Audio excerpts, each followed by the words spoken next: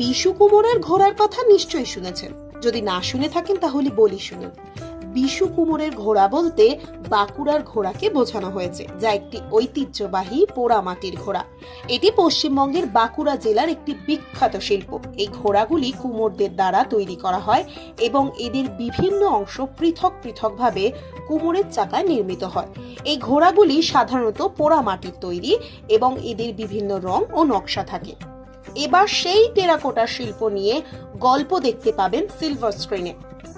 বিশু কুমোরের ঘোড়া নামে ছবি তৈরি করছেন কৃষ্ণেন্দু সন্নিগ্রাহী। তালডাংরার পাঁচমুড়া ও সিমলাপাল এলাকায় বিশু কুমোরের ঘোড়ার শুটিং হয়ে গেল। বিশু কুমোরের চরিত্রে অভিনয় করছেন বিশিষ্ট চিত্রাভিনেতা সুপ্রভাত দাস, তার স্ত্রী মালতীর ভূমিকায় শ্বেতাক্ষী নন্দী। এছাড়াও একটি বিশেষ চরিত্রে রয়েছেন অভিনেতা বিশ্বনাথ বসু, সঙ্গে অভিনেত্রী দীপান্বিতা বসু, প্রদীপ ভট্টাচার্য, তন্ময় ব্যানার্জিদের সঙ্গে বিশেষ কিছু দৃশ্যে অভিনয়ের সুযোগ পেয়েছেন সিমলাপালের সিংহ মহাপাত্র, রণজিৎ সিংহ মহাপাত্র, রাহুল কর্মকার প্রমুখরা। বিশু কুমোরের ঘোড়া প্রসঙ্গে বলতে গিয়ে এক দীর্ঘ একান্ত সাক্ষাৎকারে পরিচালক কৃষ্ণেন্দু সন্নিগ্রাহী বলেন, এই ছবির বিষয়বস্তু বাঁকুড়া। পাঁচমুড়ার টেরাকোটা শিল্পী, রাষ্ট্রপতি পুরস্কার প্রাপ্ত রাসবিহারী কুম্ভকারের জীবনী নির্ভর না হলেও তার জীবনী দ্বারা অনুপ্রাণিত হয়েই এই ছবি তৈরির ভাবনা। কবে এই সিনেমা দেখতে পাবে দর্শক, সেটাই এখন দেখার। গল্পের বিষয়বস্তুই হচ্ছে বাঁকুড়া। আর আমাকে অনেকে বলেছিলেন যে এত গরমের মধ্যে বাঁকুড়ায় শুটিং কেন হচ্ছে, কারণ বাঁকুড়ায় শুটিংটা তো হওয়া উচিত বিশেষ করে ঠান্ডার সময়, যে সময় বাঁকুড়া মানে আমাদের 2, 4, 10, 12 এই তাপমাত্রার মধ্যে ঘোরাফেরা করে।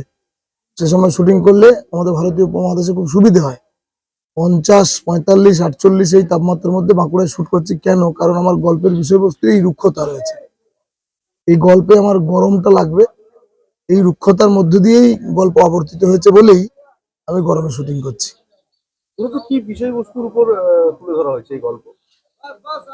গল্পের বিষয়বস্তু এক লাইনে বলতে গেলে ইলাবোরেট করব, নাম বললেই গল্পের বিষয়বস্তু চলে আসে।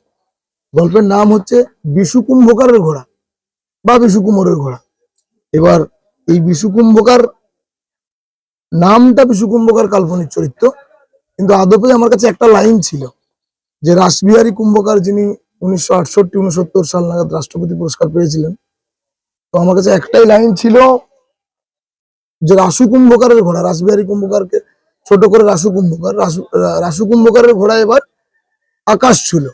তো সেই লাইন থেকেই ওনার জীবনীর গল্প এখানে বলা হয়নি, কিন্তু ওনার জীবনীকে মানে জীবনী দ্বারা অনুপ্রাণিত হয়েছে এই গল্প, যে একজন মানুষ যিনি ওই সময়কালে অনেক লড়াই করে তার জীবনের অনেক কষ্ট দিয়ে আমাদের ভারতবর্ষের সব থেকে প্রাচীনতম টেরাকোটার শিল্পকে, বাঁকুড়ার টেরাকোটা শিল্পকে পৃথিবী বিখ্যাত করেছিলেন। তো সেখানে আমি আমার কল্পনার মিশেল লাগিয়ে 1968 সালের গল্পকে 2020-22 সাল নাগাদ নিয়ে এসেছি আর কি। আমার গল্পের নাম বিশু কুম্ভকারের ঘোড়া। একজন কুম্ভকার, একজন কুমোর, একজন, তার জীবনী নয়, এটা একজন মৃৎশিল্পী যিনি ছোট থেকে স্বপ্ন দেখে এসেছেন যে তার ঘোড়া একদিন জ্যান্ত হয়ে যাবে, জীবন্ত হবে, তার ঘোড়ায় প্রাণ ফিরে আসবে। ছোটবেলায় যখন তার বাবা নিতাই চন্দ্র কুম্ভকার ঘোড়া বানাতেন, বিভিন্ন ধরনের মূর্তি বানাতেন, তখন বাবাকে এটা সেটা এগিয়ে দিতেন বিশু কুম্ভকার, যেটা আমি রাসবিহারী কুম্ভকারের চরিত্রে বিশু কুম্ভকারকে নিয়ে আসার চেষ্টা করেছি। এবং তখন ছোটবেলায় বাবা বলতো, বাবাকে উনি কোশ্চেন করতো যে বাবা, তুমি যে মাটির ঘোড়াটা বানাচ্ছ, এই ঘোড়াটা কি এই ঘোড়াটাই কি আমি উঠতে পারবো? এই ঘোড়াটা কি চড়বে, মানে ছুটবে? এই ঘোড়াটা কি জীবন পাবে? তো বাবা খেলার ছলেই বাচ্চাকে বোঝানোর জন্য চেষ্টা করেছিলেন যে হ্যাঁ, একদিন তোর ঘোড়া জ্যান্ত হয়ে যাবে। বাঁকুড়ার ভাষায় নিতাই চন্দ্র কুম্ভকার বলেছিলেন, হ্যাঁ বিশে, তুই ঠিক পারবি, তোর ঘোড়া একদিন জ্যান্ত হবে, তোর ঘোড়া ছুটবে, খুর ঝাপটাবে, লেজ নাড়িবে, চিহি চিহি করে ডাকবে। সেই ছোটবেলা থেকে সেই স্বপ্ন নিয়ে বিশু বড় হয়ে উঠেছিল।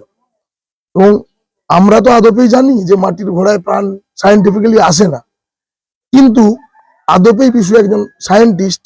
কারণ তাহলে আমাদের ফিরে যেতে হয় এই হিস্ট্রিতে, কিভাবে টেরাকোটার এই ফাঁপা ঘোড়া বা হাতির শিল্পটা এলো, কিভাবে একতাল ঘোড়া থেকে বৃহৎ আকারের ঘোড়া তৈরি হলো, এই ফাঁপা নিরেট ঘোড়া। এটা বংশ পরম্পরায় পাঁচমুড়ার কুম্ভকার পরিবারেরা, এখন 80টা ফ্যামিলি রয়েছেন, তারা তাদের ওই পরম্পরাটাকে বহন করে নিয়ে যাচ্ছেন। বিশু তাদের মধ্যে একটা অন্যতম, মানে যেখানে রাসবিহারী কুম্ভকারকে আমি বোঝাতে চেয়েছি যে আরো কি করে ফাঁপা করা যায়, আরো কি করে নিরেট ঘোড়া বানানো যায়, আরো কি করে সূক্ষ্ম কাজ করা যায়, যেখানে সায়েন্টিফিক্যালি ওই বিশুর পাগলামির মধ্যে ওই বিশু স্বপ্ন দেখে, ইলিউশনে বাবাকে দেখে, ওর ঘোড়া জ্যান্ত হয়ে যায়, ও জয়পন্ডা নদীর চর ধরে ঘোড়া নিয়ে ছুটতে থাকে। এই পুরো বিষয়বস্তুটা রুক্ষতার মধ্যে বলেই আমি একদম প্রপার লোকেশন যেখানে শুট করছি, বেসিক্যালি গল্প পাঁচমুড়ায় শুট হচ্ছে, পাঁচমুড়ার পাশে সিমলাপালে শুট হচ্ছে, এবং এই জঙ্গলমহল জুড়েই এই গল্প শুট হচ্ছে, রিয়েল লোকেশনে শুট হচ্ছে, এবং চরম গরমের মধ্যে শুট হচ্ছে। অভিনেতা অভিনেত্রী এই ছবিতে আমরা রয়েছে। মানে সমস্ত রকম ছোট বড় মিলিয়ে 35-40 জন। এই জায়গায় শুটিং করতে কোনো রকম সমস্যা? কোনোরকম কোনো সমস্যা হয়নি। এখানে প্রশাসনিক ভাবে ভীষণ হেল্প পেয়েছি। আমাদের মাননীয় এমএলএ মহাশয় ফাল্গুনী সিংহ বাবু, তালডাংরা বিধানসভার এমএলএ, উনি ভীষণভাবে হেল্প করেছেন। না হলে আমি হয়তো শুটিংটা করতেই পারতাম না। আমাদের এখানকার গ্রাম পঞ্চায়েত প্রধান সুরজিৎ পাঠক, সিমলাপালের সুরজিৎ পাঠক মহাশয়, প্রধান সাহেব প্রচুর হেল্প করেছে, পাঁচমুড়ার প্রধান ম্যাম হেল্প করেছেন, 2 থানার পুলিশ আমাকে ভীষণ সহযোগিতা করেছে, তালডাংরা সিমলাপাল, এবং আমার স্থানীয়, বেসিক্যালি আমি এখানকারই ছেলে, বন্ধু বান্ধব যারা রয়েছে তারা ভীষণভাবে আমাকে হেল্প করেছে, এবং এখানকার মানুষজন তো এরকমই, না হলে রাসবিহারী কুম্ভকারের জন্ম হতো না। গল্প কিরকম মনে হচ্ছে? মানুষের মনে দাগ কাটবে? প্রথম কথা, আমি এর আগেও একটি ছবি বানিয়েছি, এটা আমার দ্বিতীয় ছবি। আগের ছবির নাম তোরসা একটি নদীর নাম, সামনে রিলিজ।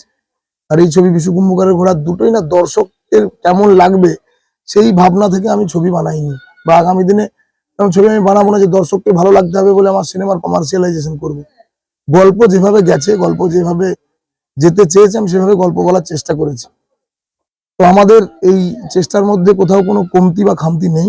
সেই জায়গা থেকে আমার মনে হয় যে গল্প মানুষের ভালো লাগবে এবং মানুষ গল্পটিকে পছন্দ করবেন, আশা রাখি। কারণ দর্শক যদি পছন্দ না করেন তাহলে তো তার কোনো সার্থকতা নেই। পুরস্কারের জন্য সিনেমা শুধুমাত্র হতে পারে না, আমার মনে হয়। আশা রাখি ভালো লাগবে।